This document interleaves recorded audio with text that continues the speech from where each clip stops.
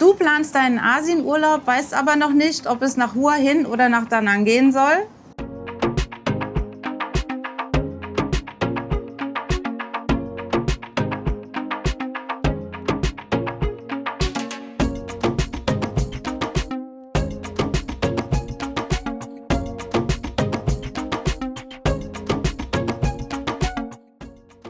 Wir waren in beiden Städten und zeigen dir heute ganz ehrlich, was dich erwartet. Wo sind die besseren Strände, wo gibt's das bessere Essen und wo kriegst du mehr für dein Geld? Wir machen heute den gnadenlosen Vergleich.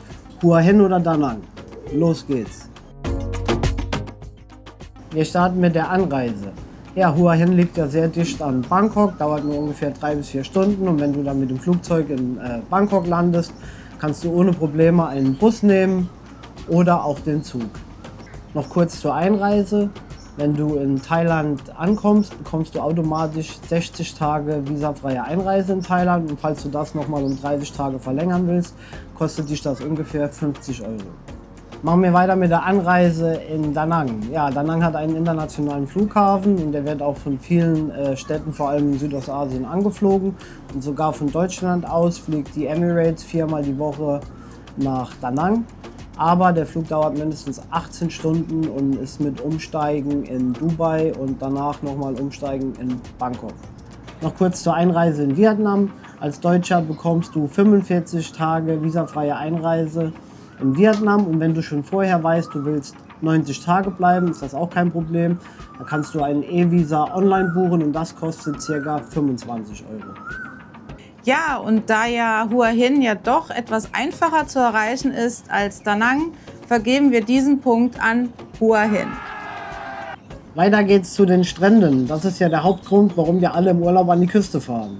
Wir starten auch hier mit Hua Hin und beginnen gleich mit dem Hua Hin Beach. Das ist quasi der Hauptstrand von Hua Hin. Der hat uns nicht so richtig überzeugt, ist relativ klein und die Liegen sind sehr dicht beieinander und dazu kommt noch, dass die ganze Zeit da Pferde rumrennen. Dann gibt es noch den Khao Thakiap Beach, der ist quasi rechte Hand vom Affentempel, Affenfelsen und der Strand, den fanden wir ganz cool. Der ist groß, es gibt viele Liegen, viele Restaurants, das Meer ist relativ ruhig, man kann schön reingehen und ja, den fanden wir gut, er ist auch sauber, also den können wir auf jeden Fall empfehlen. Ja, und dann kommen wir zu unserem Favoriten in Hua Hin. Eigentlich liegt er schon etwas außerhalb von Hua Hin, aber das ist der Suan Son Beach, auch Military Beach genannt. Und den fanden wir mit Abstand am besten. Der ist riesig breit, ewig lang. Man kann wunderbar spazieren. Es gibt auch viele Einheimische dort. Man kann sich auch was zu essen holen. Der Strand ist super sauber, die Liegen sind günstig. Und ja, also unser absoluter Favorit und eine absolute Empfehlung. So, kommen wir jetzt zu den Stränden in Da Nang. Also da ist der Mae Ke Beach und dieser Strand wurde schon mehrfach zu einem der schönsten Strände der Welt gekürt und hat einen puderzuckerfeinen Sand, also ist total super. Und dieser ganze Sandstreifen, der zieht sich von Son Tra bis zu den Marmorbergen und ist insgesamt 10 Kilometer lang. Ja, und auch die Liegen sind da auch relativ günstig, ne? Haben wir mal nachgefragt, also ist wirklich super. Und hat außerdem Beachbars und dazu kommt noch diese wunderschöne Promenade, die sich auch entlang des ganzen Beaches zieht, wo es auch Restaurants gibt und man da super flanieren kann. Viele machen da auch Aerobic oder gehen joggen oder tanzen Tango, haben wir auch schon gesehen. Also wir finden es super da. Ja, und jetzt geht's natürlich an die Punkteverteilung. Also was Beaches angeht, ist Da Nang auf jeden Fall der Gewinner. Also geht der Punkt an Da Nang. Als nächstes kommt die Kategorie Sehenswürdigkeiten und Ausflüge. Und auch hier starten wir mit Hua Hin. Ja, in Hua Hin gibt es den Wat Khan Thakiap, besser bekannt als der Affentempel, weil dort sind so viele Affen am Start. Die sind aber alle ganz relaxed und ganz gechillt. Uns hat der Tempel jetzt nicht so überzeugt. Am schönsten fanden wir noch den chinesischen Schrein mit dem tollen Blick aufs Meer. Dann kann man noch wunderbar einen Ausflug nach Cha Am machen. Dort der Strand hat uns richtig überzeugt. Wir fanden den Strand super, der war sauber, der war lang, war sehr lokal der Strand. Und das Meer, da konnte man richtig schön reingehen. Oben weiter am Norden ist eine richtig schöne Bucht. Das hat uns gut gefallen. Und wenn man schon mal in Cha Am ist, kann man auch vielleicht noch einen Ausflug zum Wat Tham Chhaeng machen. Das ist ein interessanter Tempel. Dort gibt es die größte Naga-Statue von ganz Thailand. Ein weiterer interessanter Ausflug könnte vielleicht noch das Monsoon Valley sein. Das ist einer der wenigen Weinberge in ganz Thailand. Wir waren dort, fanden das ganz cool und ja, kann man mal machen. Ja, und das absolute Highlight in der Hua Hin-Umgebung ist natürlich der Khao Sam Roi Yot Nationalpark. Der absolute Wahnsinn, hat uns richtig umgehauen. Die Landschaften Hua Hin finden wir sowieso extrem toll mit den Karstfelsen und so weiter. Aber dieser Nationalpark mit der Phra Nakhon Cave, mit dem Tempel drin, wenn die Sonne reinscheint und der ganze Nationalpark, auch die Wetlands, der absolute Hammer, eine absolute Empfehlung hier in ganz Thailand. So, machen wir weiter mit den Sehenswürdigkeiten und Ausflügen in Da Nang. Und wir fangen sofort an mit der Drachenbrücke. Die liegt in der City am Han River. Und da gibt es am Wochenende immer eine richtig coole Feuershow. Also der Drache auf der Brücke, der spuckt Feuer und anschließend Wasser. Und es macht richtig Spaß und sollte jeder mal gesehen haben, der in Da Nang ist. Ja, und etwas westlich von Da Nang liegt die Halbinsel Son Tra. Und diese lohnt sich auf jeden Fall zu besuchen. Da gibt es zum Beispiel den großen Lady Buddha, den man schon von weitem aus sieht. Und das ist eine schöne Umgebung, ein schöner Garten und Park. Da kann man sich schon recht lange aufhalten. Und was auch sehr empfehlenswert ist, wenn man mit dem Roller hochfährt zum Monkey Mountain. Also es ist super steil, aber es lohnt sich. Man hat von oben einen Rundumblick auf die Küste und auf Da Nang. Ja, und ein weiteres Highlight sind die Marmorberge. Das ist ein riesiges Gelände, wo man sich echt den ganzen Tag aufhalten kann. Und dort findest du faszinierende Höhlentempel. Und wenn du oben auf den Berg steigst, hast du eine wahnsinnig tolle Aussicht. Ja, und die wahrscheinlich berühmteste Attraktion um Da Nang sind die Bana Hills. Da fährt man mit der Seilbahn hoch und allein die Fahrt dorthin ist schon der absolute Wahnsinn. Oben wird man dann von einem Vergnügungspark empfangen, der dann doch recht kitschig ist und sau viel los da. Insbesondere auf der berühmten Brücke, wo man auch drüber gehen kann. Aber da muss man schon Ellenbogen haben. Also es ist schon, wie gesagt, ziemlich voll. Aber nichtsdestotrotz eine geile Attraktion und das sollte man auf jeden Fall erlebt haben. Ja, und Hoi An ist auch nicht allzu weit weg von Da Nang. Das sind nur ca. 30 Minuten, also es lohnt sich auf jeden Fall dorthin zu fahren. Dort kann man natürlich die historische Altstadt besuchen und um Hoi An gibt es auch eine ganz tolle Inselwelt, die sehr interessant ist. Und außerdem gibt es richtig geile Beaches wie den Hidden Beach und den Kua Dai Strand. Also auf jeden Fall eine Empfehlung von uns und des Weiteren kann man auch noch die alte Kaiserstadt Hue besuchen. Ja, und der Punkt für Sehenswürdigkeiten und Ausflüge geht an Da Nang. Weiter geht's mit dem nächsten Punkt, Events. Ja, Hua Hin in der Hochsaison, sagen wir jetzt mal, fängt natürlich an mit einem der bekanntesten thailändischen Festivals, dem Loi Krathong im November. Mitte Dezember gibt es in Hua Hin dann noch eine Vintage Car Parade und weiter geht's mit Mitte Ende März. Dort ist das internationale Kite Festival in Hua Hin oder in Cha Am. Dort werden dann ganz viele fantasievolle große Drachen über den Strand steigen gelaufen. Im März geht es dann weiter mit dem Nakhon Hua Hin Run und das ist ein Laufevent, das morgen stattfindet und geht entlang des Khao Thao Reservoirs. Und nicht zu vergessen, eins der absoluten Highlights in ganz Thailand im April, das thailändische Neujahr, Songkran. Also wer in Thailand ist im April, sollte auf jeden Fall Songkran mitnehmen. Wir haben es schon zweimal gesehen, aber am besten vielleicht in Hua Hin oder auf einer Insel, aber definitiv besser nicht in Bangkok. Ja, und wir machen jetzt weiter mit den Events in Da Nang und fangen an mit dem vietnamesischen Neujahr, dem Tet. Das findet im Februar statt. Und dann ist die ganze Stadt und die Uferpromenade mit Blumen geschmückt und es gibt jede Menge Feuerwerke. Und Anfang April findet das Quan Te Am Festival statt. Und zwar ist das ein spirituelles Fest in den Marmorbergen mit Umzügen. Ende April wird die Strandsaison eröffnet und dann starten die Beachpartys und Events am Meer. Ja, und das absolute Highlight des Jahres ist das internationale Feuerwerksfestival. Da treten Teams aus verschiedenen Ländern gegeneinander an, immer am Wochenende im Juni und Juli. Und das ist ein Riesenspektakel, richtig geil, waren wir live mit dabei und können wir absolut empfehlen, da auch mal dabei zu sein.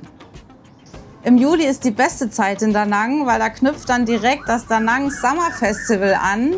Und das ist auch ein richtig cooles Event, also jeden Tag was Neues, Beach Soccer, Teambuilding, Drachen steigen lassen. Dann hast du unten am Beach hast du Foodstände und Konzerte. Also ist echt die geilste Zeit des Jahres in Da Nang. Ja, beide Städte haben coole Events, aber für uns geht der Punkt an Da Nang. Kommen wir zur nächsten Kategorie und das sind Nachtmärkte und Essen. Ja, bei Nachtmärkte und bei Essen, da ist Hua Hin natürlich ganz weit vorne mit dabei. Also es gibt wirklich extrem viele Nachtmärkte in Hua Hin, ganz tolle, viele Restaurants, super Seafood, auch echt zu guten Preisen auf dem normalen Night Market. Die Seafood-Restaurants, die sind echt zu empfehlen. Wenn man dann runter Richtung Pier geht, gibt es ganz viele gute Restaurants mit Thai-Food, mit westlichem Essen, auch vielleicht für Europäer oder für Deutsche in Hua Hin. Da bekommt man alles von Schnitzel über Pizza, Currywurst. Wirklich eine extrem breite Auswahl an gutem Essen in Hua Hin. Auch die Supermärkte oder die Food Courts, sage ich mal. Also Hua Hin hat wirklich eine richtig tolle Food-Szene. Ja, kommen wir jetzt zu dem Essen in Da Nang. Also es ist so, dass es nicht so viele Nachtmärkte gibt. Also wir waren an einem Nachtmarkt, dem Sontra Night Market, direkt neben der Drachenbrücke. Und des Weiteren waren wir unten am Beach, also während der Saison im Juli, wenn dieses Beach Festival ist, werden da auch hin und wieder mal Nachtmärkte aufgebaut. Grundsätzlich entlang des Strandes gibt es ganz viele Seafood-Restaurants, die auch sehr beliebt sind und immer voll. Und drumherum, also sage ich mal, in den verschiedenen Straßen gibt es auch verschiedene Restaurants mit vietnamesischer Küche oder auch italienisch oder indisch. Aber grundsätzlich ist die Küche in Da Nang nicht so wirklich auf die westlichen Touristen ausgelegt. Das liegt halt eben daran, dass doch recht viele Asiaten dort sind. Aber es gibt einen richtig coolen Supermarkt, der heißt Moon Milk. Da findet man dann auch westliche Lebensmittel und kann sich da eigentlich ganz gut eindecken. Ja, und da gibt es noch das Expat-Viertel Ang Tuong. Und da bekommt man alles, was das Herz begehrt, von Burger über Pizza und Steak. Und der Gewinner in dieser Kategorie ist für uns ganz klar, weil wir beide auch das Thai-Food lieben, Hua Hin. Nächster Punkt auf der Liste, Publikum und Nightlife. So, Nightlife in Hua Hin, da geht ja schon einiges. Da gibt es zum Beispiel die Soi 94, das ist die Straße, die ist bekannt für gutes Essen und Live-Musik. Das Publikum ist gemischt, sind Expats, Touristen und Thais dort. Es gibt auch viele Pubs mit Live-Musik. Zum Beispiel eins der bekanntesten ist das Father Ted's Irish Pub in der Soi 51. Und dann gibt es natürlich noch die Barszene in Hua Hin, sprich das Rotlichtmilieu.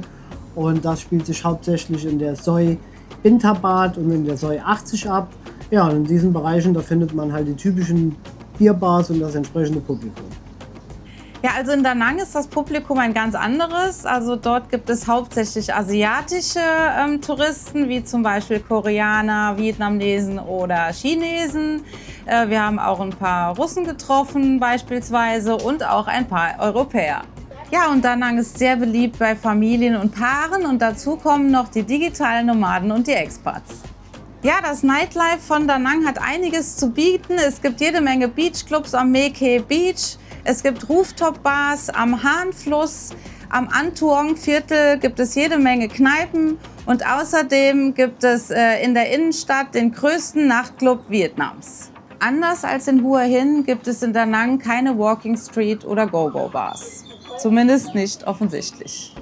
Ja, und wegen der Beachclubs an der Promenade vergeben wir den Punkt an Da Nang. Jetzt kommen wir zu dem Punkt Preis-Leistung. Also beide Städte sind absolut leistbar, sind jetzt nicht übertrieben teuer oder ähnliches, aber im Preis-Leistungs-Verhältnis ist Da Nang einfach nochmal weiter vorne. Man bekommt einfach mehr für sein Geld, startet bei Hotelübernachtungen, Transport ist um einiges günstiger, das Essen und Trinken sowieso.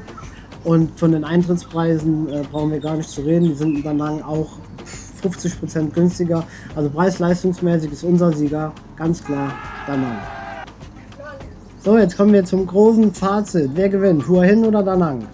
Also wer gut aufgepasst hat, der hat es ja schon mitbekommen. Bei uns gewinnt Da Nang mit 3 Punkten Vorsprung eindeutig das Rennen.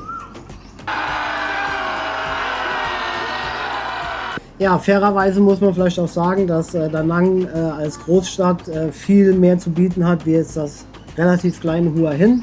Aber überraschenderweise, obwohl Da Nang viel größer ist, kam es uns wirklich viel chilliger und entspannter vor wie Hua Hin. Das liegt vielleicht auch daran, dass in der Stadt überall funkelnde Lichter sind, jetzt nicht nur weil Weihnachten ist, sondern eigentlich immer.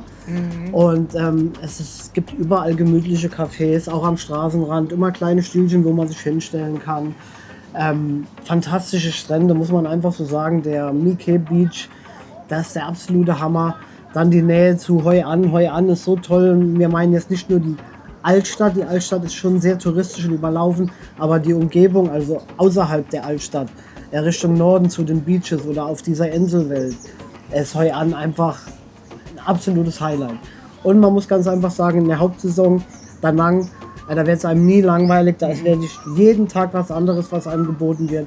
Und Da Nang ist einfach eine richtig coole Destination.